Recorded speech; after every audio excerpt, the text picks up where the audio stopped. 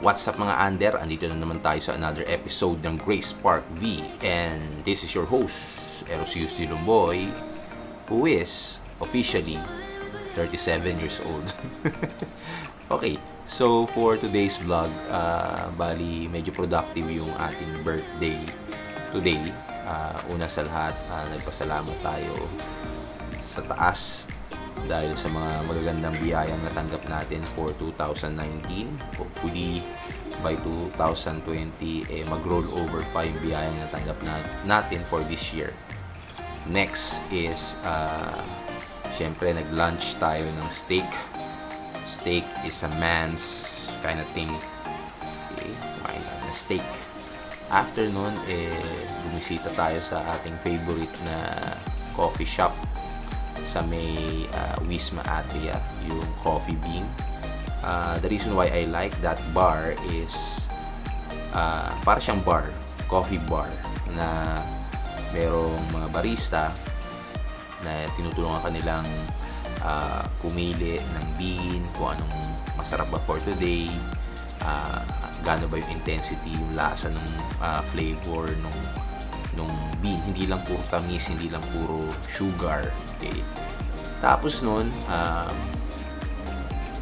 upon going back, may na-discover akong parang maliit na shop wherein parang mga bikers yung mga nandun, mga nagtitinda ng mga luma, bagong bisikleta, tapos coffee shop din siya. Pero isi-set aside natin yun for another day. Ang pinaka-importante for this birthday is of course ang ating bagong microphone. Okay, this is the Diety V-Mic D3 Pro na gagamitin natin sa ating camera, which is our Fuji X-T3. Ngayon yung ginagamit nating microphone, which is the video mic micro, lilipat natin siya sa ating smaller camera, which is our DJI Osmo Action. Okay. Para sa ating external vlogging. So, gagawin ko, main rig ko is itong XT3 para dito sa ating maliit na setting dito sa bahay. So, without further ado, let's begin our unboxing. Ito na, i-unbox na natin. Okay. Amoy muna natin. Amoy karton.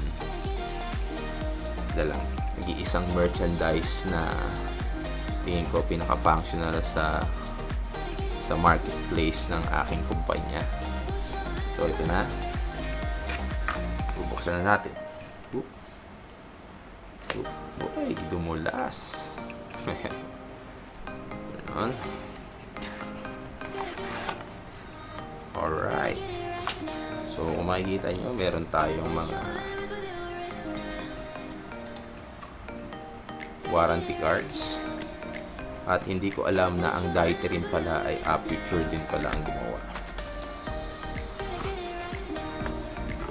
And it is in this very nifty black, parang Kevlar casing. Solid siya, solid.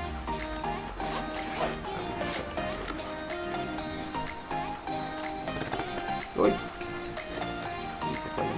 Kang pamasira. Amoy pabrika. So ito na. Ito na ang ating bagong microphone.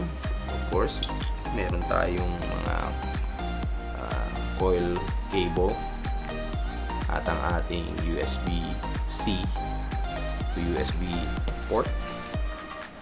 And of course, our microphone. Now, since ginagamit natin ang ating main rig, titignan natin kung bagay ba siya dito sa ating small rig. Aba, pwede na siguro. Okay, ngayon, ililipat ko itong rig dito sa ating Osmo, ay sa ating tingnan natin kung makikita natin. Okay, alisin ko to. ating microphone. Lapag lang muna natin dyan. Maririnig niyo pa po ba ako? Okay, tignan nyo kung lalabas. Okay, anong verdict nyo dyan mga beshi? Nakalabas ba? Kung hindi, malamang ito ng ating maging official na ating pang main rig natin for our vlogging. So that's all for today. This is again your host, Eros Dilomboy.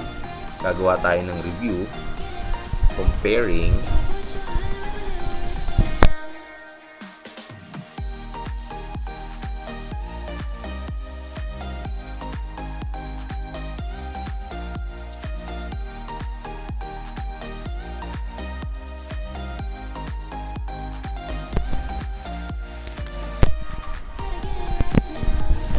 Okay, as I was saying, ang gagawin natin, magre-review tayo with our Rode microphone and with our Diety mic. Just like I always say, if you haven't subscribed yet, hit that subscribe button and that notification bell. And always vlog everywhere because the future is already here. See ya. Bye.